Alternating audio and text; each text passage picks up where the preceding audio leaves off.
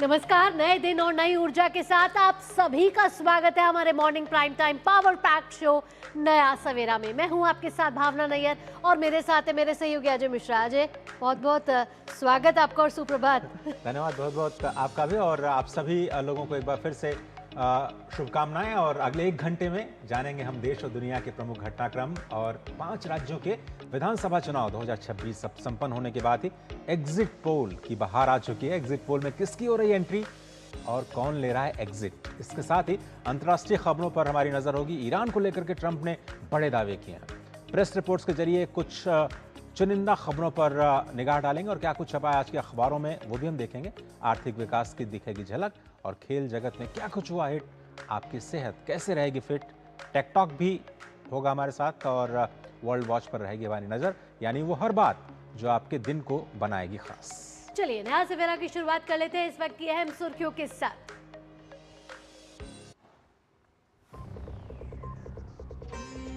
पश्चिम बंगाल के दूसरे चरण में भी बम्पर वोटिंग, इतिहास में पहली बार 90% से अधिक मतदान। एग्जिट पोल में कमल खिलने का अनुमान। असम में फिर हिमंता और पुडुचेरी में एनडीए को बढ़त। केरल में सत्ता परिवर्तन के संकेत और तमिलनाडु में स्टालिन की वापसी के आसार।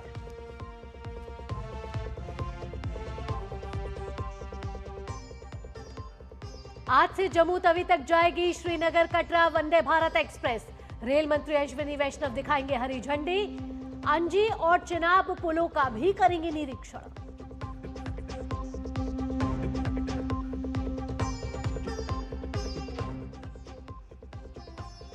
रक्षा मंत्री राजनाथ सिंह आज इटली के रक्षा मंत्री के साथ करेंगे द्विपक्षीय वार्ता। वैश्विक स्तर पर बदलते सुरक्षा हालातों पर भी रहेगी नजर।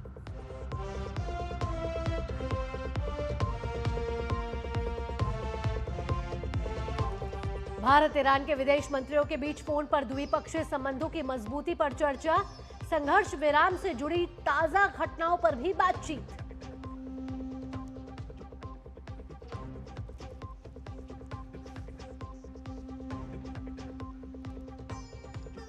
ट्रंप और पुतिन ने यूक्रेन और ईरान युद्ध पर की बात। ट्रंप का रूस यूक्रेन के बीच अस्थायी सीज फायर करने पर जोर, वहीं पुतिन का ईरान की जंग खत्म करने पर फोकस।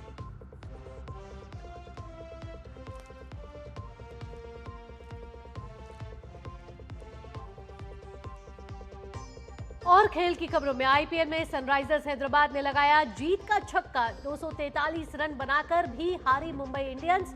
आज बेंगलुरु का सामना गुजरात से।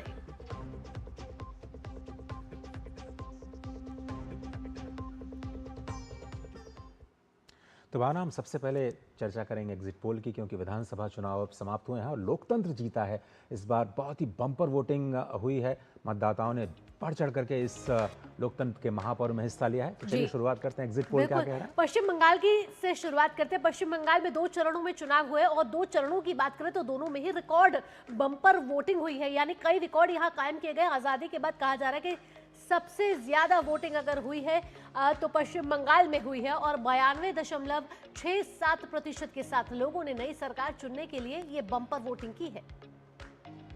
और आज़ादी के बाद ये नई कहानी बनी है। हुगली में आपको बताएं कि 91.98%, हावड़ा में 92.59%। कोलकाता नॉर्थ की बात करें तो वहाँ भी करीब करीब 90% मतदान हुआ। कोलकाता साउथ में करीब करीब 88%, नादिया में 93%, नॉर्थ 24 परगना में भी 93%, पूर्वा वर्धमान में 93% ज़्यादा करीब करीब 94% और साउथ 24 परगना में भी ये आंकड़ा 93% के स्तर को पार कर चुका है।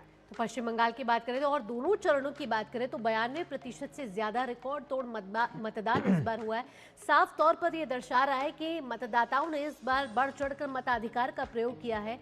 और कहीं ना कहीं पश्चिम बंगाल का इतिहास अजय ये रहा है कि जब जब चुनाव यहाँ हुए हैं तब चुनावी हिंसा का डर एक मंडरा है, लेकिन इस बार जिस तरीके से मतदाता बढ़ चढ़कर सामने आए, भय के बाद भरोसा नजर ये मुझे लगता है कि ये सबसे बड़ी खबर जो बंगाल विधानसभा चुनाव से निकल करके आती है कि इस बार बिना किसी डर के लोग बाहर निकले हैं। एसआईआर का भी असर पड़ा है। जो नंबर्स थे पहले बहुत ज़्यादा फर्जी वोट, ऐसा कर फर्जी नाम जो थे उनकी वजह से आपकी वोटिंग परसेंटेज कम रह जाती थी, चूँकि वो उसमें उसको दुरुस्त किया गया, इसलिए आपके वोटिंग परसेंटेज भी ज़्यादा बढ़ते हुए दिखाई दे। लेकिन सबसे बड़ी बात जो आपने कहा कि भय मुक्त प्रशासन के बीच में जो चुनाव आयोग है उसको भी एक तरह से क्रेडिट देना पड़ेगा इस बम्पर वोटिंग के लिए। बिल्कुल, और इसके जो परिणाम है कहीं ना कहीं एग्जिट पोल पर भी साफ तौर पर दिखते हुए नजर आ रहे हैं। पश्चिम बंगाल विधानसभा चुनाव की बात करते हैं, जहां विभिन्न चुनावी सर्वेक्षणों ने अलग अलग आंकड़े पेश किए हैं।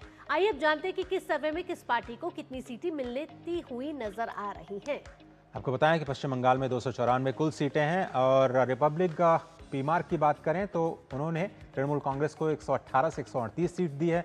बीजेपी की बात करें उन्होंने 150 यानी पूर्ण बहुमत की सरकार जो है वो बनने का दावा किया, 150 से 175 का आंकड़ा, और अन्य जो पार्टीज हैं 2 से 6।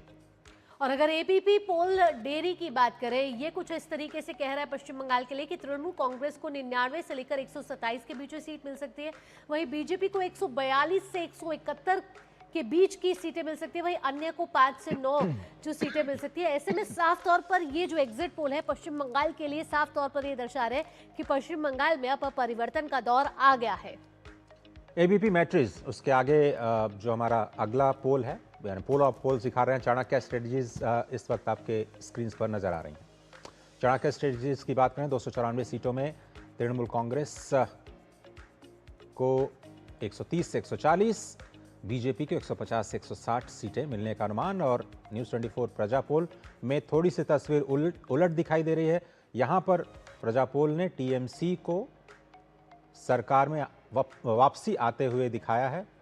बीजेपी को 85 से 110 सीट्स मिलने का अनुमान न्यूज़ 24 प्रजा पोल के आंकड़ों में दिखाया गया है। बाकी जितने भी सर्वे हैं उसमें बीजेपी एक बार इतिहास रचती हुई नजर आ रही है फिलहाल पश्चिम बंगाल। तो कहा जो जा रहा था कि क्या ममता बनर्जी इस बार चौका लगा पाएंगी, लेकिन एग्जिट पोल तो कुछ और ही तस्वीर दिखाते हुए नजर आ रहे हैं कि इस बार बीजेपी पहली बार पश्चिम बंगाल में सरकार बनाती हुई नजर आ रही। ये 5 एग्जिट पोल हम आपको दिखा रहे हैं टीवी स्क्रीन पर आपके सामने, ये सभी आंकड़े मौजूद हैं। हालांकि बहुत सारे और भी एग्जिट पोल्स आए हैं इसको लेकर के, लेकिन ज़्यादातर जो अनुमान है वो बंगाल में इस बार सत्ता परिवर्तन के दे रहे हैं, सिर्फ एक को छोड़ करके। असम की बात करते हैं। असम विधानसभा चुनाव में 2026 के एग्जिट पोल्स में भारतीय जनता पार्टी गठबंधन एक बार फिर से प्रचंड बहुमत के साथ सत्ता में वापसी करता हुआ दिखाई दे रहा है। 126 सीट्स हैं असम विधानसभा में। सरकार बनाने के लिए 64 सीटों की जरूरत होती है। और अब नजर डालते हैं कि जो एग्जिट पोल्स हैं आसाम की कौन सी कहानी कह रहे हैं। तो असम की कहानी की बात करें तो आइए देखते हैं कि किसने वो 64 का जादुई आंकड़ा पार कर लिया। टाइम्स नाउ और जेवीसी का ये जो पोल है वो दिखा रहा है कि बीजेपी को 88 से 101 सीटें मिल रही हैं, कांग्रेस को 23 से 33, वहीं अन्य को 2 से 5 सीटें मिलती हुई नजर आ रही है। आइए अगले पोल की रुख करेंगे और यहाँ पर देखें तो रिपब्लिक प्लस पी मार्क में बीजेपी को 82 से 94 तक, वहीं कांग्रेस को 30 से 40 और अन्य को 1 से 5 मिलती हुई नजर आ रही है। आज तक एक्सिस माई इंडिया 88 से 100 सीटें दे रहा है असम में, और कांग्रेस को 24 से 36 सीटों पर सिमटने के आसार नजर आ रहे हैं। न्यूज़ 18 की बात करें तो बीजेपी को 90 से 100 यानी पूरी तरह से सरकार कंफर्टेबली वापस आ रही है, और कांग्रेस 23 से 33 सीटों के बीच में सिमट सकती है, न्यूज़ 18 का दावा है असम के पोल्स को लेकर के। एबीपी पोल डायरी की बात कर लेते हैं। यहाँ बीजेपी गठबंधन की बात करें तो 86 से लेकर 101 सीटें एबीपी पोल डायरी कह रहा है। कांग्रेस का गठबंधन जो है 15 से 26, वही अदर्स का यानी कि अन्य का 3 से 7 सीटें यहाँ लेते हुए आ रहा है। अगर ओवरऑल एवरेज की बात करें, इन सभी पोलों की एक एवरेज निकाली जाए तो बीजेपी गठबंधन जो है 91 से 94 लेता हुआ नजर आ रहा है सीट, यानी सत्ता में एक बार फिर से वापसी असम में बीजेपी की होती हुई नजर आ रही है। यहाँ बड़े कंफर्टेबली कांग्रेस को 27 से 31, वहीं अन्य को 3 से 5। तो जितने भी एग्जिट पोल सर्वे हैं सभी ने असम में बीजेपी की सत्ता वापसी का अनुमान जताया है, और असम की तस्वीर को लेकर के सभी लोग एक तरह से एक राय रखते हुए नजर आ रहे हैं। आइए अब आपको दक्षिण भारत ले चलते हैं। दक्षिण भारत में 2 राज्यों में इस बार चुनाव हुए और एक ही चरण में चुनाव हुए, तमिलनाडु और केरल में। आइए तमिलनाडु विधानसभा चुनाव से शुरू करते हैं। 9 प्रमुख एग्जिट पोल के नतीजे यहां सामने आ चुके हैं। बेहद ही रोमांचक और चौंकाने वाले ये नतीजे, क्योंकि इस बार विजय क्या कोई सेंध लगा पाएंगे अपनी टीवी के से, ये देखना बड़ा दिलचस्प होगा। 234 सीटों पर एक ही चरण में चुनाव हुआ। सरकार बनाने के लिए बहुमत का आंकड़ा, जो जादुई आंकड़ा है, वो 118 है। आइए अब आपको बता दें कि 9 में से जो 6 सर्वे हैं वो सत्ताधारी द्रमुक गठबंधन की सत्ता में वापसी का साफ तौर पर संकेत दे रहे हैं। लगातार आप देख रहे हैं अलग अलग एग्जिट पोल्स के जो दावे हैं वो हमारी स्क्रीन पर। न्यूज़ 18 का दावा डीएमके वापस आ रही है, 103 से 113 सीटें। न्यूज़ 24 चाणक्य भी इसी तरह से 145-160 सीटें डीएमके को दे रहा है। एनडीए 50 से 65 के बीच में सिमटता हुआ दिखाई दे रहा है। न्यूज़ 24 चाणक्य का दावा। एबीपी मैट्रिक्स की बात करें तो वो भी 122 से 125 सीटें डीएमके को दे रहा है। एनडीए 87 से 100 सीट्स के बीच में इस वक्त नजर आ रही है एबीपी मैट्रिक्स के अनुसार। डीएमके आप ओवरऑल एवरेज देखें, डीएमके को 120 से 130 और एनडीए को 90 से 100 के बीच में सीट। इससे ये साफ तौर पर दर्शाया जा रहा है अजय कहीं ना कहीं कि द्रमुक काल एक बार फिर वापस आता हुआ तमिलनाडु में साफ तौर पर दिख रहा है। और हमारे साथ विशेष मेहमान भी इस समय जुड़ गए, आइए उनसे बात करेंगे और चर्चा को आगे बढ़ाएंगे। समीर चौगांवकर हैं, आप वरिष्ठ पत्रकार हैं। समीर जी, बहुत बहुत स्वागत है आपका डीडी न्यूज़ में। सबसे पहले आपसे सवाल यही, एग्जिट पोल सभी सामने आ चुके हैं और मुख्य तौर पर बीजेपी कई राज्यों में सरकार बनाती हुई नजर आ रही है और सबसे चौंकाने वाला जो एग्जिट पोल है वो पश्चिम बंगाल में है। कहा जा रहा था ममता चौका लगा पाएंगे, लेकिन बीजेपी इस बार पहली बार सरकार बनाती हुई नजर आ रही है पश्चिम बंगाल में। बिल्कुल भावना, अगर हम 5 राज्यों के चुनाव का अगर देखें तो भारतीय जनता पार्टी का पूरा ध्यान बंगाल की तरफ था। भारतीय जनता पार्टी का शीर्ष नेतृत्व इस बात को जानता था कि आसाम में उससे कोई चुनौती नहीं है, तमिलनाडु में भारतीय जनता पार्टी कोई बहुत बड़ी ताकत नहीं है, वहां पर वह एआईडीएमके के साथ चुनाव लड़ रही है। केरल में भारतीय जनता पार्टी कोई बहुत दौड़ में नहीं थी, इसलिए भारतीय जनता पार्टी का पूरा ध्यान बंगाल में था। और जिस तरीके से भारतीय जनता पार्टी लगातार बंगाल में अपनी सरकार बनाने के लिए संगठन के स्तर पर काम कर रही थी, राष्ट्रीय सहयोग संघ जिस तरीके से लगातार जमीनी स्तर पर काम कर रहा था, और प्रधानमंत्री मोदी और अमित शाह ने तय किया था कि भाई 2011, 2016, 2021 में ममता बनर्जी की सरकार बनी है तो 2026 में भारतीय जनता पार्टी की सरकार बननी चाहिए। 2021 में जब भारतीय जनता पार्टी को 70 सीटें मिली और सिर्फ 10% का वोट बैंक का फर्क रहा, टीएमसी को कुछ 48% के करीब थे और भारतीय जनता पार्टी को 38 पॉइंट समथिंग वोट था, तभी भारतीय जनता पार्टी को लगा कि अब भारतीय जनता पार्टी वहां सरकार बनाने की स्थिति में आ चुकी है। और 5 साल लगातार जमीनी स्तर पर काम करने के बाद चुनाव प्रचार के दौरान जिस तरीके से प्रधानमंत्री मोदी की रैलियां हुई, अमित शाह जी खुद वहां पर 15 दिन का डेरा डालकर बैठ गए, जिस तरीके से वहां पर संगठन के प्रभारी सुनील बंसल और चुनाव प्रभारी भूपेन्द्र यादव ने वहां लगातार काम किया, संघ के स्वयंसेवकों ने काम किया, उसका परिणाम मुझे लग रहा है एग्जिट पोल में दिख रहा है। और 4 मई को भारतीय जनता पार्टी बंगाल में सरकार बनाने जा रही है। 2011 में जिस तरीके से ममता बनर्जी ने वामपंथ को हराकर एक बंगाल के अंदर अपनी सरकार स्थापित की थी, वही 15 साल बाद अब भारतीय जनता पार्टी तृणमूल कांग्रेस को हराकर वहां पर सरकार बनाने जा रही है। और मुझे लग रहा है कि भारतीय जनता पार्टी के इतिहास में सबसे बड़ी जीत होगी कि बंगाल भारतीय जनता पार्टी के कब्जे से बाहर रहा था। पहले लंबे समय तक वहां पर कांग्रेस की सरकार रही, 77 से लेकर 2011 तक वहां पर लेफ्ट की सरकार रही और 2011 से तृणमूल की सरकार रही थी। वहां वामपंथ को खत्म होने के बाद, तृणमूल को खत्म होने के बाद अब भाजपा की सरकार बनाने जा रही है। तो मुझे लगता है कि श्यामा प्रसाद मुखर्जी जो बंगाल से आते थे, कलकत्ता से आते थे, भारतीय जनता पार्टी के पितृपुरुष जनसंघ के संस्थापक रहे, उनको भारतीय जनता पार्टी सच्ची श्रद्धांजलि 4 मई को देगी सरकार बनाने के बाद। आपने बिल्कुल सही एक तरह से एनालिसिस की कि एक बार से जो बड़ा सत्ता परिवर्तन है वो राष्ट्र की राजनीति के लिए भी एक बड़े संकेत देता है। लेकिन अगर दक्षिण की बात करें समीर जी, तो वहाँ पर किस तरह की तस्वीर दिखाई दे रही है आपको? खासतौर पर अगर हम तमिलनाडु से ही शुरुआत करें तो तमिलनाडु में जो सत्ता में वापसी एक बार फिर से कहा जा रहा है, हालांकि कुछ एग्जिट पोल्स में कहा जा रहा है कि जो विजय हैं उनकी जो पार्टी है वो थोड़ा सा डेंट दे सकती है और उनको शायद किंग मेकर की भूमिका में देखा जा रहा है। तो किस तरह से दक्षिण में आप देख रहे हैं? देखिए, अगर दक्षिण की अजय जी, अगर दक्षिण की बात करें तो दक्षिण की राजनीति में फिल्म स्टारों का एक प्रभाव रहा है। तमिलनाडु में तो आप जानते हैं कि दोनों पार्टियां अगर देखें, एआईडीएमके और डीएमके दोनों राजनीतिक प्रभावशाली व्यक्ति से आई है। एमजीआर ने एआईडीएमके की स्थापना की थी, उसके बाद जयललिता ने उस पार्टी को आगे बढ़ाया था और तमिलनाडु में एक बार जयललिता की सरकार आती थी, एक बार करुणानिधि की सरकार आती थी। इस चुनाव में न जयललिता है न करुणानिधि है और दोनों पार्टियां नए नेतृत्व के इसमें रहे। करुणानिधि के बेटे स्टालिन वहां सरकार चला रहे। एआईडीएमके के साथ दिक्कत रही कि वो पार्टी टूट गई, पलानी स्वामी और पनीर सेल्वम दोनों में झगड़ा हुआ, उसमें से पनीर सेल्वम जो थे वो डीएमके में चले गए। और भारतीय जनता पार्टी कोई तमिलनाडु में बहुत बड़ी ताकत रही नहीं। भारतीय जनता पार्टी ने 2024 का लोकसभा चुनाव अलग लड़ा एआईडीएमके से और भारतीय जनता पार्टी को लगा कि अलग लड़कर हम कोई बहुत कुछ कर नहीं सकते, तो फिर भारतीय जनता पार्टी ने वहां एआईडीएमके के साथ इस विधानसभा चुनाव में गठबंधन किया। हालांकि भारतीय जनता पार्टी के जो पहले प्रदेश अध्यक्ष थे तमिलनाडु में, अन्नामलाई, वो एआईडीएमके काफी मुखर विरोधी थे। पार्टी ने उन्हें थोड़ा साइड में किया, गठबंधन किया और 27 सीटों पर चुनाव लड़ा। तो मुझे लग रहा है कि वहां पर विजय क्या फैक्टर होंगे, इस पर बहुत निर्भर करेगा कि युवाओं का चुनाव प्रचार में उनके साथ बहुत भीड़ आती थी, लेकिन क्या वो वोट में परिवर्तित होगा? अगर वो वोट काटेंगे तो किसका वोट काटेंगे? उन्होंने दोनों से बराबर दूरी बना के रखी, एआईडीएमके के साथ भी और एनडीए के डीएमके और एनडीए के साथ दोनों से बराबर दूरी बना के रखी है।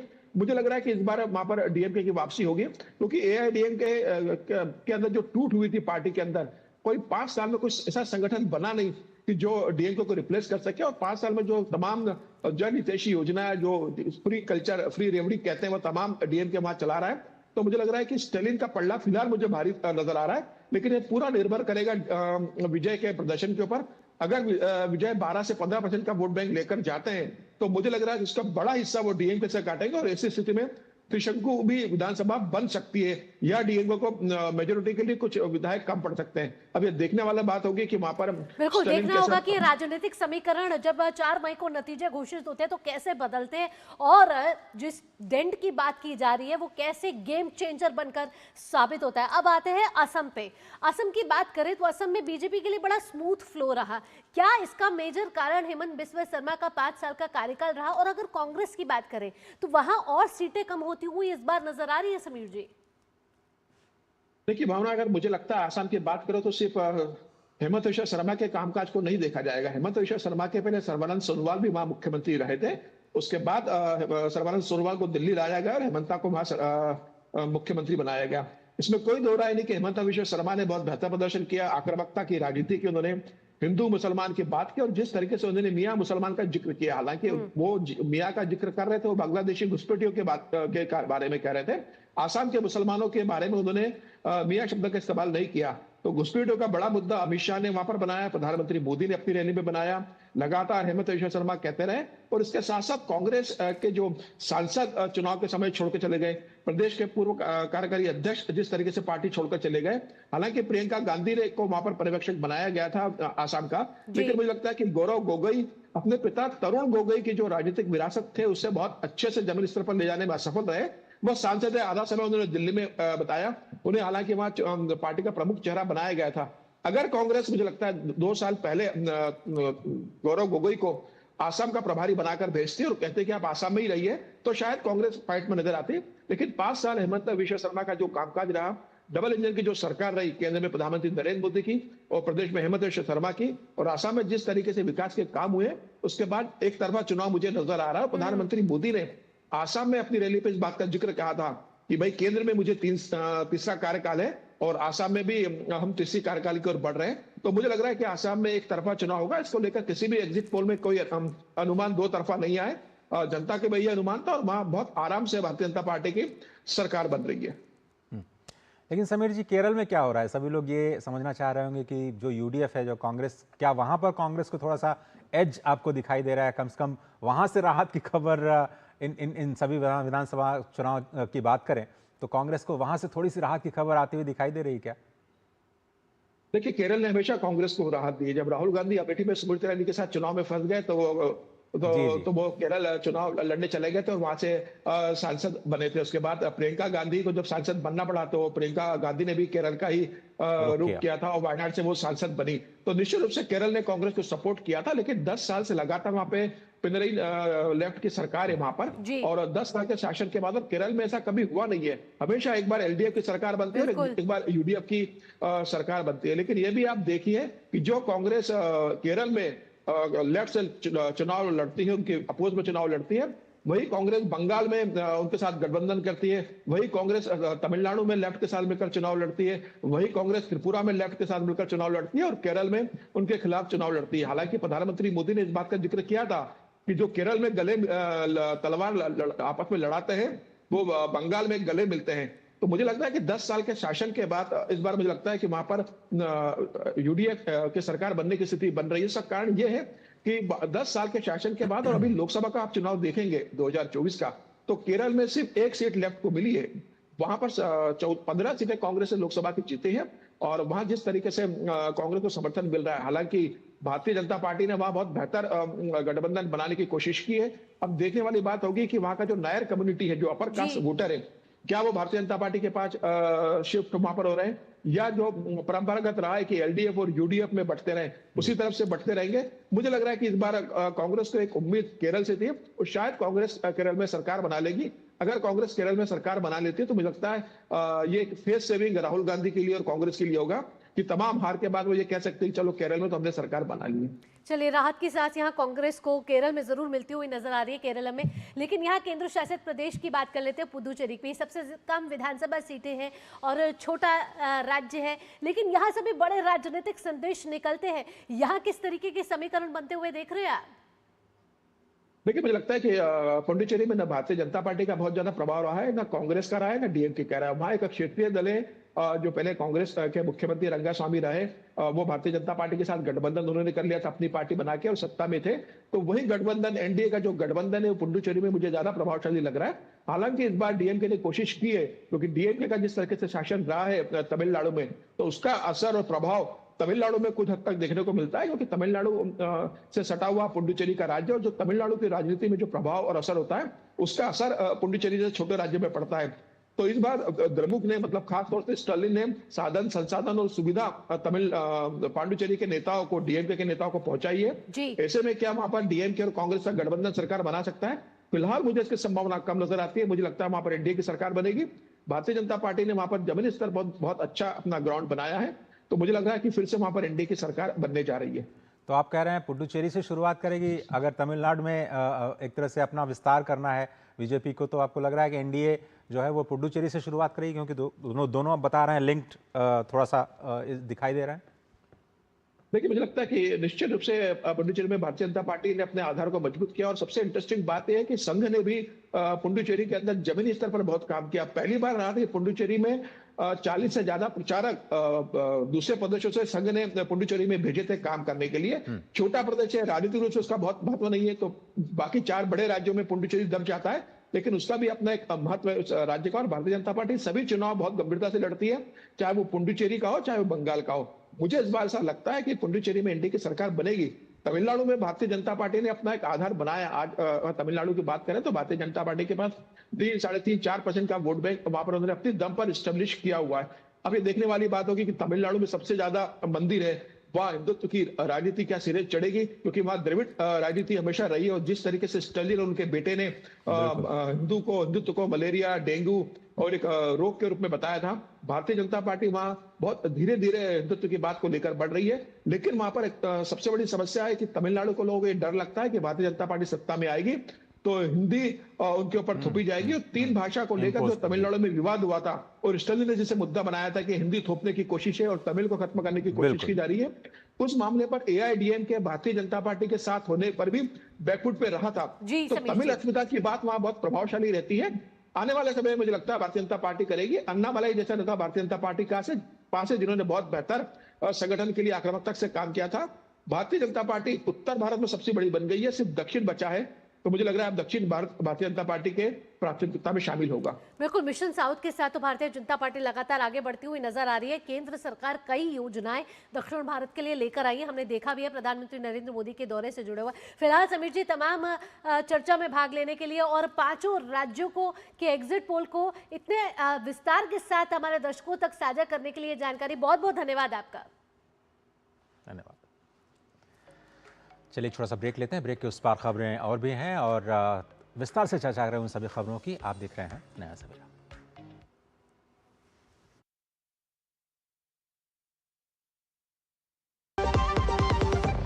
चमकी चाट से क्या बना है? आलू चाट या फ्रूट चाट, स्वाद बनाए चमकी चाट। स्वादिष्ट पकोड़े और बरसान, अरे चमकी चाट है इसकी जान, चमकी चाट है इसकी जान, हर जुबान पे ये छाया। अब बताओ स्वाद आया? असली स्वाद सिर्फ चंकी चाट। मसाले सच MDH। मेरी पसंद, मेरी पसंद, मेरी पसंद, मेरी पसंद, हमारी पसंद। हम सबकी पसंद। मजबूत देश का मजबूत सरिया हो गया स्टील। ब्रेक के बाद आपका स्वागत है, आप देख रहे हैं नया सवेरा। आगे बढ़ेंगे। रेल मंत्री अश्विनी वैष्णव आज जम्मू तवी रेलवे स्टेशन से विस्तारित श्रीनगर कटरा वंदे भारत एक्सप्रेस सेवा को हरी झंडी दिखाएंगे। इसके बाद ये रेल जो पहले श्रीनगर से श्री माता वैष्णो देवी कटरा तक चलती थी, अब जम्मू तवी तक इसका विस्तार होने जा रहा है। इससे देश की सबसे आधुनिक रेल सेवा सीधे जम्मू कश्मीर के सबसे बड़े शहर जम्मू तवी तक पहुंच जाएगी। इसी के साथ ही जो विस्तारित ट्रेन है उसमें डिब्बों की संख्या बढ़ाकर के 20 कर दी गई। आपको याद होगा कि पीएम नरेंद्र मोदी ने 6 जून 2025 को जब कटरा श्रीनगर वंदे भारत एक्सप्रेस को हरी झंडी दिखाकर रवाना किया था, तब इसमें केवल 8 डिब्बे थे, लेकिन अब 20 डिब्बे यानी बैठने की क्षमता दोगुनी से ज्यादा हो जाएगी, जिसे विशेष रूप से तीर्थ यात्रा और पर्यटन के व्यस्त जो रास्ते रहते हैं उसमें यात्रियों को बेहद ही लाभ मिलने वाला है। आज ट्रेन को हरी झंडी दिखाने के साथ ही इस विस्तारित जम्मू तवी श्रीनगर वंदे भारत एक्सप्रेस की पहली यात्रा का शुभारंभ होने वाला है, जबकि यह नियमित सेवा 2 मई 2026 से शुरू होगी। लगभग 266 किलोमीटर की दूरी तय करते हुए इस कॉरिडोर पर 2 जोड़ी ट्रेनें चलेंगी। पहली विस्तारित रेल जम्मू तवी से सुबह 6:20 पर प्रस्थान कर और श्री माता वैष्णो देवी कटरा, रियासी और बनिहाल स्टेशनों पर रुकते हुए ये सुबह 11:10 पर श्रीनगर पहुंचेगी। इस पूरी यात्रा में 4 घंटे 50 मिनट का समय लगेगा। रिटर्न ट्रेन की बात करें तो श्रीनगर से दोपहर 2 बजे ये गाड़ी चल करके शाम 6:50 पर जम्मू तवी पहुंचेगी। सिर्फ मंगलवार को छोड़ करके ये ट्रेन 6 दिन संचालित होगी। ये सेवाएं श्रीनगर से सुबह 8 बजे प्रस्थान कर दोपहर 12:40 पर जम्मू तवी पहुंचती हैं। इसकी रिटर्न ट्रेन जम्मू तवी से दोपहर 1:20 से शुरू होकर के शाम 6 बजे श्रीनगर पहुंचेगी। ये जोड़ी बुधवार को छोड़ करके हफ्ते में 6 दिन चलती है। विस्तारित ट्रेन को हरी झंडी दिखाने के बाद केंद्रीय मंत्री उधमपुर श्रीनगर बारामूला रेल लिंक पर जो अंजी ब्रिज है और जो चेनाब ब्रिज है उसका भी निरीक्षण करें। भारत और इटली के बीच रक्षा सहयोग को और बढ़ावा देने के लिए रक्षा मंत्री राजनाथ सिंह आज नई दिल्ली में इटली के रक्षा मंत्री गुएडो क्रोसेटो के साथ द्विपक्षीय वार्ता करेंगे। इस महत्वपूर्ण बैठक में दोनों रक्षा मंत्री भारत और इटली के बीच रक्षा सहयोग से जुड़े विभिन्न मुद्दों पर चर्चा करेंगे। साथ ही बदलती वैश्विक सुरक्षा को ध्यान में रखते हुए क्षेत्रीय और अंतर्राष्ट्रीय मुद्दों पर भी अपने विचार साझा करेंगे। इससे पहले इटली के रक्षा मंत्री गुइयो क्रोसेटो राष्ट्रीय युद्ध स्मारक पर श्रद्धांजलि अर्पित करेंगे, जहां वो देश के वीर शहीदों को श्रद्धांजलि देंगे। साथ ही गुएडो क्रोसेटो रक्षा मंत्री राजनाथ सिंह की उपस्थिति में गार्ड ऑफ ऑनर का निरीक्षण भी करेंगे। रक्षा मंत्री राजनाथ सिंह की अक्टूबर 2023 में रोम की यात्रा के बाद भारत और इटली के बीच रक्षा सहयोग को गति मिली है। वहीं इटली के रक्षा मंत्री की भारत की यह पहली यात्रा है।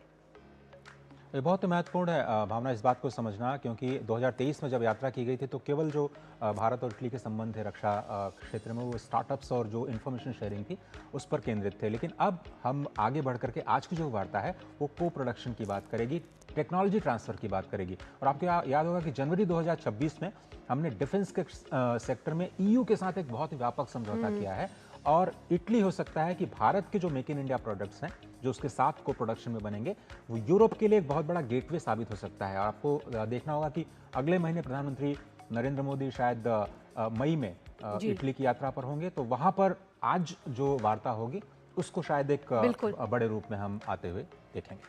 आगे बढ़ते हैं। गृह मंत्री अमित शाह आज से 2 दिन के लिए लद्दाख जाने वाले हैं। यह दौरा खास इसलिए है क्योंकि इस दौरान वे बुद्ध पूर्णिमा के अवसर पर आयोजित एक ऐतिहासिक अंतर्राष्ट्रीय प्रदर्शनी में शामिल होंगे।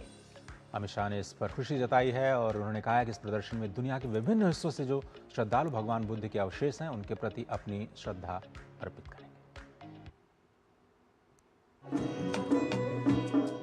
गहरी आस्था, शांत आध्यात्मिक ऊर्जा और मंत्रों की मधुर ध्वनि के बीच भगवान गौतम बुद्ध के पवित्र पिपहरवा अवशेष आज लेह की पावन धरती पर पहुंचे। दिल्ली से वायुसेना के विमान से जैसे ही अवशेष लेह पहुंचे, पूरा वातावरण श्रद्धा और भक्ति से सराबोर हो उठा। लद्दाख के उपराज्यपाल विनय कुमार सक्सेना ने एयरपोर्ट के टेक्निकल एरिया में इन दिव्य अवशेषों का स्वागत किया। लद्दाख पुलिस के गार्ड ऑफ ऑनर और बौद्ध भिक्षुओं की गूंजती प्रार्थनाओं ने इस पल को और भी अलौकिक बना दिया। पारंपरिक खाटकों, सांस्कृतिक प्रस्तुतियों और धार्मिक अनुष्ठानों के बीच हुआ यह स्वागत समारोह आस्था का जीवंत उत्सव बन गया।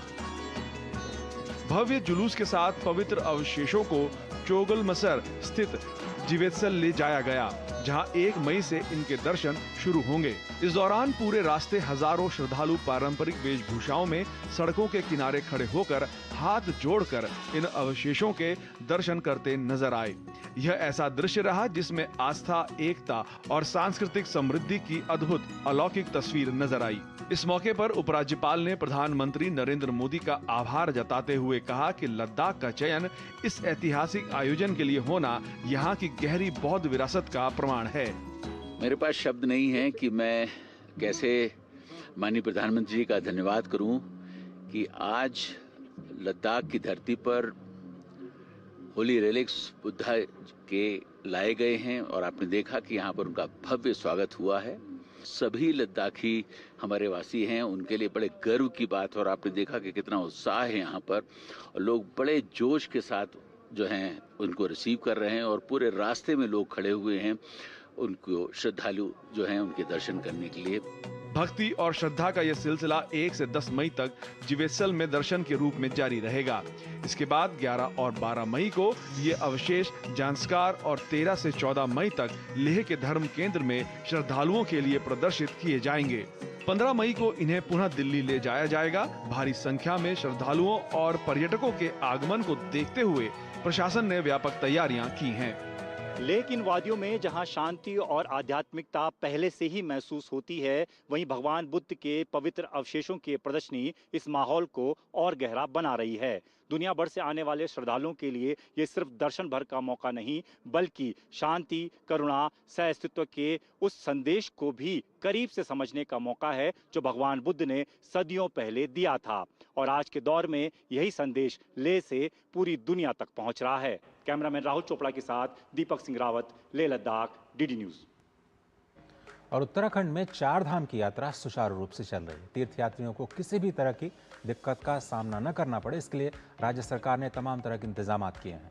देहरादून स्थित राज्य आपातकालीन परिचालन केंद्र के आधिकारिक आंकड़ों के अनुसार मंदिरों के कपाट खुलने से लेकर के 28 अप्रैल को शाम 7 बजे तक केवल 10 दिनों में कुल 4,08,401 तीर्थयात्रियों ने 4 धाम यात्रा पूरी कर ली।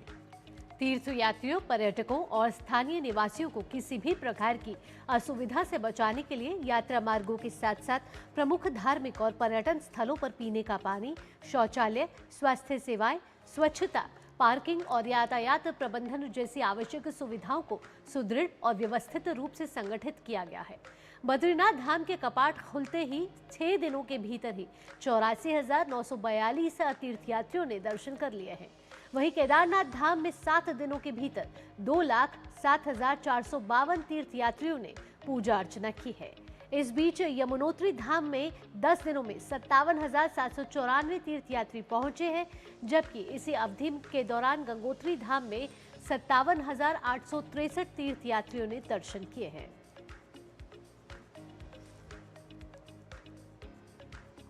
और आइए अब देखते हैं कि क्या कुछ खास है एक दिन एक उत्सव है।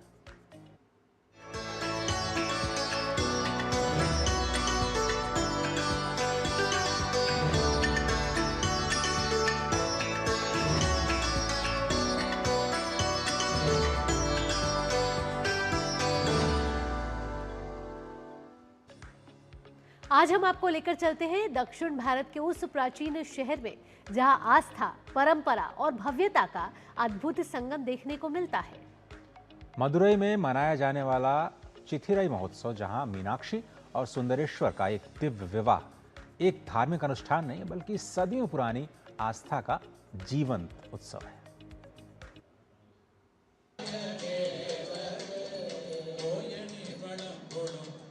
सुबह की पहली किरण के साथ ही मंदिर परिसर में भक्ति और श्रद्धा की धारा बहने लगती है। वैदिक मंत्रोच्चार के बीच सजे धजे स्वरूपों में देवी मीनाक्षी और भगवान सुंदरेश्वर का दिव्य मिलन कराया जाता है। ये पवित्र अनुष्ठान सुख, समृद्धि और वैवाहिक मंगल का प्रतीक माना जाता है। चिथिराई महोत्सव ये सिर्फ एक पर्व नहीं बल्कि संस्कृति और परंपरा का जीवंत उत्सव है।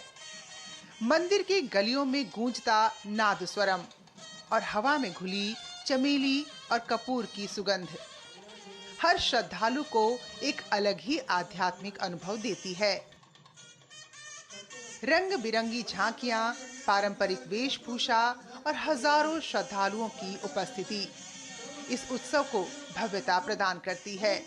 दूर दूर से आए लोग इस दिव्य विवाह के साक्षी बनते हैं और आस्था के इस महासागर में स्वयं को डुबो देते हैं।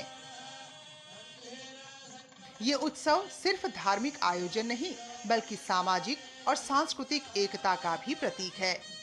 प्रशासन और श्रद्धालुओं के सहयोग से ये भव्य आयोजन हर वर्ष और भी सुसंगठित रूप से सामने आ रहा है। चिथिराई महोत्सव हमें ये अनुभव कराता है कि भारत की परंपराएं आज भी उतनी ही जीवंत हैं जितनी सदियों पहले थी। Bureau report, DD news. और एक छोटा सा ब्रेक लेते हैं। ब्रेक के उस पार कुछ ऐसी खबरें जिन पर अक्सर आपकी निगाह नहीं जाती होगी, आपको दिखाएंगे समाचार पत्रों में छपी प्रमुख खबरें। छोटा सा ब्रेक। सिप सिप जीरा सिप जीरा सिप MDS का जलजीरा जीरा सिप जीरा सिप जीरा सिप प्यास बुझाए ठंडक लाए सबको भाए जीरा सिप MDS का जलजीरा जीरा सिप जीरा सिप, असली रिफ्रेशिंग, असली स्वाद, असली मजा। MDH जब धरती चीर कर निकलता है लोहे का पत्थर और मिलता है मोंगिया के जोश से, फिर तपता है, पिघलता है और बनता है फौलाद। अब होता है सरिया सारी खूबियों के साथ। मोंगिया स्टील, मजबूत देश का मजबूत सरिया। ब्रेक के बाद आपका स्वागत है। आप देख रहे हैं नया सवेरा और जैसा कि आप देख सकते हैं कि मेरे और अजय दोनों के हाथों में इस समय समाचार पत्र आ चुके हैं। इसका मतलब यह है कि हमारा खास सेगमेंट प्रेस रिपोर्ट में आज समाचार पत्रों में प्रकाशित वो कौन सी प्रमुख और दिलचस्प खबरें हैं, आइए अब आपको बता देते हैं।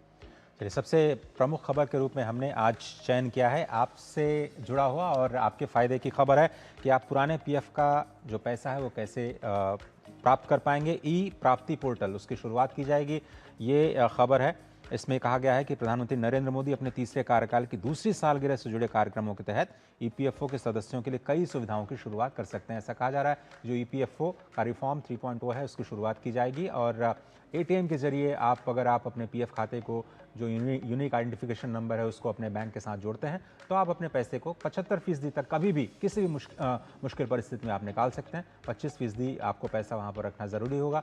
ये एक बहुत बड़ा रिफॉर्म है आगे जाते हुए ई प्राप्ति, जिसका मकसद है कि जो बंद पड़े पीएफ खाते हैं उनको आप कैसे ढूंढ सकते हैं। अगर आप कंपनियां बदलते हैं तो पुरानी कंपनी से कैसे आपका पैसा ट्रांसफ़र होगा, अगर वो बंद हो चुका है तो उस पर आपको कैसे उसको अनलॉक किया जा सकता है, कैसे आप उसका पैसा प्राप्त कर सकते हैं। ये जो खबर है वो हमने आपके लिए लिया है, पुराने पीएफ के कैसे पैसे आपको वापस मिल पाएंगे।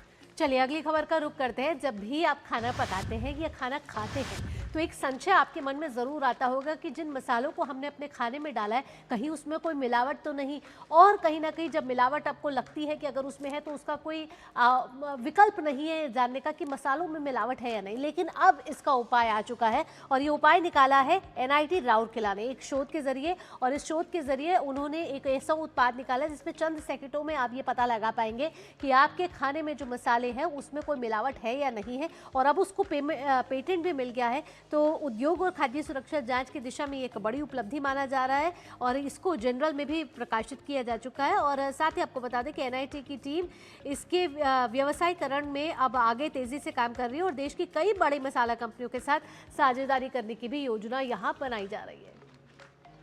हमारी जो तीसरी खबर है वो है आपकी स्वास्थ्य से जुड़ी हुई, यानी हेल्थ सेक्टर कितना अफोर्डेबल हुआ है देश में। इस पर अक्सर हम लोग ये कहते हैं कि जो स्वास्थ्य सेवाएं हैं वो बहुत महंगी हैं। उस पर ये जो NSSO रिपोर्ट है, जो सर्वे है, उससे जो खुलासा हुआ है वो ये कहा गया है कि जो अस्पताल में भर्ती हुए हैं 2025 में, उसमें औसत चिकित्सा व्यय जो है वो 11,285 रुपये दर्ज किया गया, जो कि दिखाता है कि देश में आधे से ज़्यादा जो अस्पताल हैं भर्ती होने के मामले में उनमें अपेक्षाकृत कम खर्च होता है। हालांकि एक जनरल परसेप्शन ये है कि जब भी आपको एडमिशन लेना पड़ता है अस्पताल में आपको बहुत ज़्यादा खर्च करना पड़ता है, लेकिन ये औसत माना गया है और औसत जो है करीब करीब 1,40,000 परिवारों के बीच में सर्वे कराया गया। बहुत बड़ा सर्वे है। शहरी और ग्रामीण दोनों ही क्षेत्रों में किया गया है। एक बात यह भी कही गई है कि जो आयुष्मान आरोग्य मंदिर हैं 1,84,000, उनका भी बहुत ही सकारात्मक असर पड़ा है। हब एंड स्पोक मॉडल जो सरकार ने किया, जो किफ़ायती दवाएं मिली है जन औषधि केंद्रों में, और ख़ास तौर पर जो उपचार की जो कीमत है उसमें कमी आई है। अधिक सुलभ और किफ़ायती हुए हेल्थ सर्विसेज, ये मेरे ख्याल से सबसे कॉम्प्रिहेंसिव सर्वे एनएसएसओ का जो है उससे ये रिपोर्ट सामने आई है। आइए अगली खबर का रुख करेंगे। ये भी आपके स्वास्थ्य से जुड़ी हुई है, लेकिन ये स्वास्थ्य से जुड़ी हुई चिंता भी दर्शा रही है। वो ये है कि खेतों में जो छिड़के जा रहे कीटनाशक, उससे डायबिटीज का खतरा लगातार बढ़ रहा है। ये एक आगरा के एक शोध में आया है। एसएन मेडिकल कॉलेज के एक अध्ययन में और ऑर्गेनोक्लोरीन कीटनाशक का निकला है इसका कारण। और साथ ही आपको बता दें कि उपवास और भोजन के बाद ये शुगर बढ़ जाती है और HB1AC सीरम क्रिएटिनिन की जांच की गई है। और ये अध्ययन मैं आपको बताऊं 18 महीनों तक 220 लोगों पर ये किया गया, जिसमें 110 लोगों को डायबिटीज़ पाई गई है और 110 लोग सामान्य भी इसमें शामिल हुए। मरीजों में 50% पुरुष है और करीब 50% महिलाएं हैं जिनको डायबिटीज़ हुई है। और मरीज जो मिले हैं वो ज़्यादा मोटे हैं, उनको डायबिटीज़ है, किडनी पर उनका असर बढ़ता हुआ नजर आ रहा है। और इनमें से जो मरीज मिले हैं वो 60 से 70% ये दवाइयाँ ले रहे हैं। तो इस अध्ययन में ये पाया गया है कि कहीं ना कहीं ये इसका कारण, एक बड़ा कारण कीटनाशक हो सकता है। और डॉक्टरों ने ये सलाह दी है कि इस पर कोई कड़े नियम होने चाहिए और ग्रामीण इलाकों में नियमित स्क्रीनिंग की बहुत ज़रूरत है। चलिए आगे बढ़ते हैं और देखते हैं दुनिया भर से कुछ खास खबरें हमारे स्पेशल सेगमेंट में। तो दुनिया भर की कुछ खास खबरों पर नजर डाल लेते हैं अब हमारे खास सेगमेंट अराउंड द वर्ल्ड में।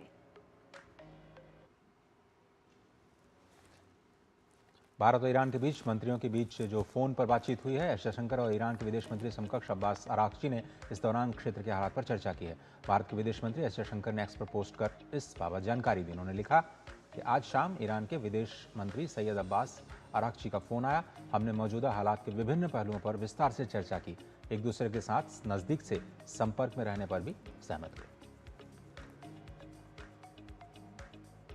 अमेरिका और रूस के राष्ट्रपति के बीच भी करीब 90 मिनट तक फोन पर लंबी बातचीत हुई है। दोनों नेताओं ने मुख्य रूप से यूक्रेन युद्ध और ईरान के मुद्दे पर चर्चा की है। अमेरिकी राष्ट्रपति डोनाल्ड ट्रंप ने यूक्रेन में अस्थायी युद्ध विराम का सुझाव दिया, जिस पर पुतिन सकारात्मक दिखे। वहीं क्रेमलिन के विदेश नीति सलाहकार यूरी उशाकोव ने बताया कि पुतिन ने 9 मई को रूस के विजय दिवस समारोह के मौके पर यूक्रेन में अस्थायी सीजफायर घोषित करने का प्रस्ताव रखा है। पिछले साल भी पुतिन ने इसी मौके पर 3 दिनों का युद्ध विराम घोषित किया था। पुतिन ने कहा है कि वो ईरान के साथ अमेरिका का तनाव खत्म करना चाहते हैं। ट्रंप का दावा है कि बातचीत में पुतिन ने ईरान से समृद्ध यूरेनियम को लेकर के अमेरिका की मदद करने की पेशकश की है। आपको याद होगा कि अराक्ची अपने रूस के दौरे पर गए थे और माना जा रहा है कि उन्होंने ही रूस के सामने ये कुछ प्रस्ताव रखे हैं, यानी मध्यस्थता पाकिस्तान से हट करके अब रूस के पाले में आ गया। आगे बढ़ेंगे अराउंड द वर्ल्ड में। अब कुछ और खबरों पर नजर डाल लेते हैं अंतर्राष्ट्रीय जगत में फटाफट अंदाज में। अमेरिका जर्मनी में अपने सैनिकों की संख्या घटाने पर विचार कर रहा है। राष्ट्रपति ट्रंप के अनुसार इस बारे में जल्दी ही फैसला आएगा। अमेरिकी अदालत ने मेक्सिको के सिनालोआ प्रांत के गवर्नर समेत 9 अधिकारियों पर ड्रग तस्करी और हथियारों से जुड़े अपराधों के आरोप लगाए हैं।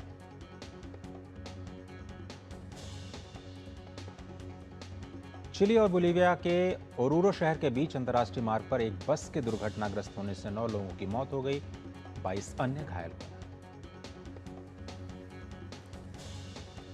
टर्किश एयरलाइंस ने घोषणा की है कि वह 1 मई से पश्चिम एशिया के 3 प्रमुख शहरों दमिश्क, बेरूत और अम्मान के लिए अपनी उड़ान सेवाएं फिर से शुरू करेगी। और अब वक्त हो चला है मनी मंत्र का। आज हम बात करेंगे बेटियों के भविष्य की। सुकन्या समृद्धि योजना बेटियों के लिए क्यों जरूरी है? और पर्सनल फाइनेंस से जुड़ा सुकन्या समृद्धि योजना के बारे में आज हम आपको बता रहे हैं कि बेटियों के लिए सुरक्षित ये छोटी बचत योजना है और बेटियों की शिक्षा और विवाह के लिए सुकन्या समृद्धि योजना है, जिसको भारत सरकार द्वारा चलाया जा रहा है। 10 साल से छोटी बेटी का आप खुलवा सकते हैं खाता। ये खाते आप डाकघर या फिर किसी भी सरकारी बैंक या निजी बैंक में खुलवा सकते हैं। खाता वर्तमान में आपको सबसे ज़्यादा जितने भी स्कीम्स हैं बचत की उसमें 8.2% सबसे ज़्यादा वार्षिक ब्याज आपको दिया जाता है। और अच्छी बात यह भी है कि ये पूरी तरह से टैक्स फ्री है।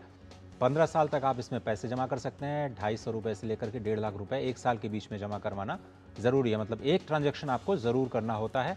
और जब आपकी बिटिया बड़ी हो जाए 15 सालों के बाद, तो आप उनकी पढ़ाई या फिर शादी के लिए एक मुश्त इस रकम को निकालेंगे। कोई भी टैक्स नहीं देना होगा। तो सुकन्या समृद्धि योजना अभी तक की जो बचत योजनाएं हैं उसमें सबसे ज़्यादा ब्याज देने वाली ये योजना है, जिसका फ़ायदा आपको ज़रूर उठाना चाहिए। और नई नई तकनीक से जुड़ी खबर पर नजर डालते हैं हमारे खास सेगमेंट टेक टॉक में।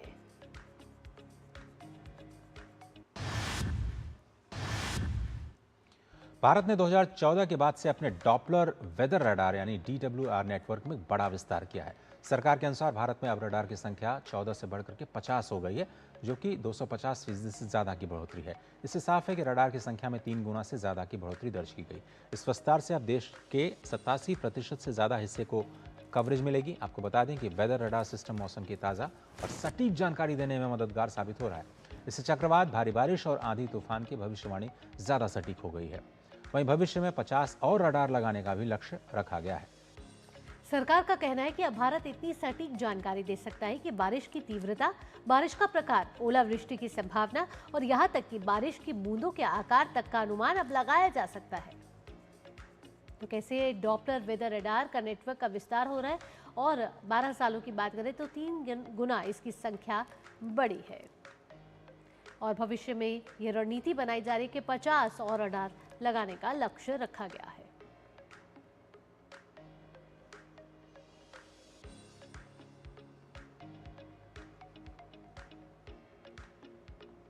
और आगे बढ़ते हैं, खेती किसानी की खबरों के लिए चलते हैं कृषि जगत। उत्तर प्रदेश सरकार ने विभिन्न जनपदों में तत्काल आलू क्रय केंद्र खोलने के निर्देश दिए हैं ताकि सुचारू रूप से आलू की खरीद प्रक्रिया जारी रहे।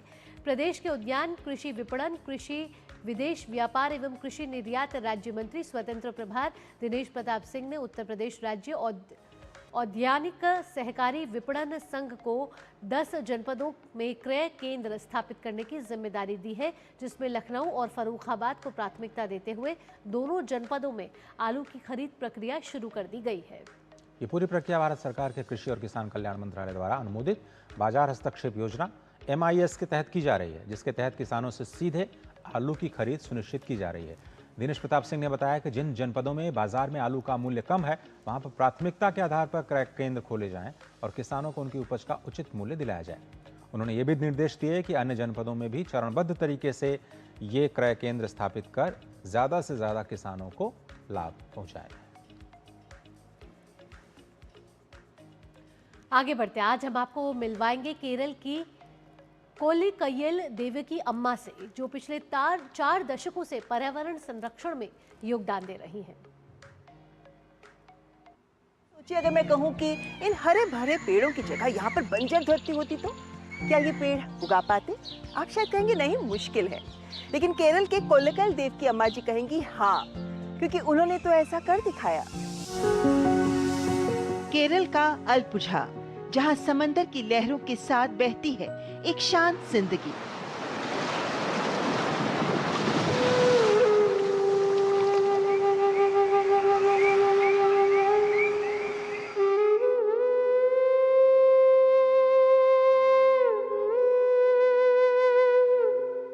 लेकिन इसी तटीय इलाके की रेतीली और बंजर जमीन पर एक महिला ने उम्मीद का ऐसा बीज बोया जिसने एक पूरा जंगल खड़ा कर दिया।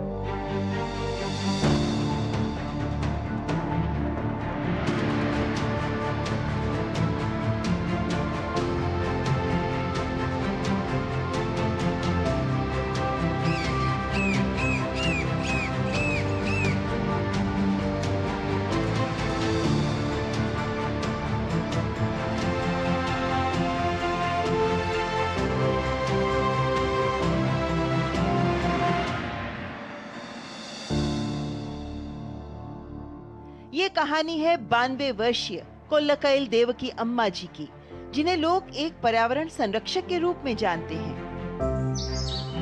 पिछले 4 दशकों से भी अधिक समय में कोल्लिकयिल देवकी अम्मा जी ने अकेले ही इस बंजर धरती को एक घने जीवंत जंगल में बदल दिया, जिसे आज तपोवनम के नाम से जाना जाता है। 92 वर्ष की उम्र में भी उनका ये सफर प्रेरणा देता है कि अगर इरादे मजबूत हों तो असंभव भी संभव हो सकता है। खेती मेरी सबसे बड़ी हॉबी रही है। उस समय जब अधिकतर पुरुष नौकरी में व्यस्त रहते थे, तब खेती की जिम्मेदारी अधिकतर महिलाओं के ही कंधे पर होती थी। मैंने भी उसी दौर में बिना किसी बड़े उद्देश्य के बस अपनी खुशी और मन की शांति के लिए इस काम की शुरुआत की। एक समय था जब एक हादसे ने कोल्लकैल देवकी अम्मा जी की जिंदगी को थाम दिया, लेकिन उन्होंने हार नहीं मानी, बल्कि इसी दर्द को अपनी ताकत बना लिया। बिना किसी मशीन, बिना किसी बड़ी मदद के, सिर्फ अपने हाथों और अपने विश्वास के सहारे। धीरे धीरे ये प्रयास एक हरियाली भरे संसार में बदल गया। आज तपोवनम में हजारों पेड़, औषधीय पौधे, पक्षी और जीव जंतु एक संतुलित जीवन का हिस्सा है। कोल्लकैल देवकी अम्मा जी का जीवन ये सिखाता है कि बड़े बदलाव हमेशा बड़े संसाधनों से नहीं आते, बल्कि छोटे छोटे, निरंतर और सच्चे प्रयासों से जन्म लेते हैं। उनका संदेश बेहद सरल है कि अगर आप सांस लेना चाहते हैं तो कम से कम एक पेड़ जरूर लगाएं। उनकी ये साधना आज एक प्रेरणा बन चुकी है।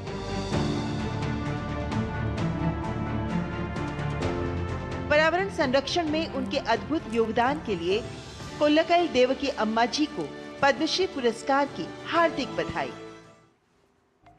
और अब खबरें देखते हैं खेल जगत से हमारे स्पोर्ट्स ट्रैक में। आईपीएल में आज अहमदाबाद में रॉयल चैलेंजर्स बेंगलुरु का सामना गुजरात टाइटंस से होगा। इससे पहले आरसीबी ने गुजरात टाइटंस को 5 विकेट से हराने में सफलता हासिल की थी। आईपीएल में कल मुंबई में हैदराबाद ने मुंबई को 6 विकेट से हरा करके अपनी छठी जीत दर्ज की। हैदराबाद से ट्रेविस हेड ने 76 और हेनरिक क्लासन ने नाबाद 65 रनों की पारी खेली। अभिषेक शर्मा ने 45। भारत के सौरव कोठारी ने एक तरफा फाइनल में हमवतन पंकज आडवाणी को हराकर विश्व बिलियर्ड्स चैंपियनशिप का खिताब बरकरार रखा। घुटने की चोट से परेशान ब्रिटेन के जैक ड्रैपर अब अगले कुछ महीने टेनिस कोर्ट से दूर रहेंगे। साल के पहले ग्रैंड स्लैम फ्रेंच ओपन में भी वो दिखाई नहीं। यूएफा चैंपियंस लीग फुटबॉल मुकाबले में एटलेटिको मैड्रिड और आर्सेनल के बीच सेमीफाइनल के पहले लेग का मुकाबला 1-1 की बराबरी पर खत्म हुआ। और नया सवाल में बात कर लेते हैं मौसम की।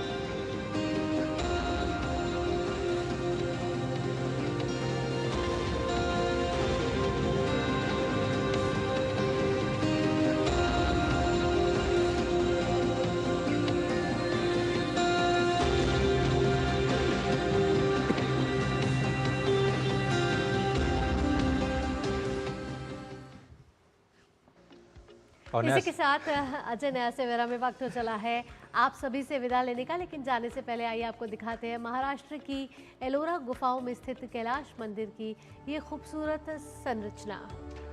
ये दुनिया की सबसे बड़ी मोनोलिथिक संरचना है, यानी इससे एक ही पहाड़ी को ऊपर से नीचे की ओर काट करके बनाया गया है, न कि ईंट पत्थर जोड़ करके। आप देखिए 8वीं शताब्दी की अद्भुत संरचना और हमें दीजिए इजाजत। नमस्कार।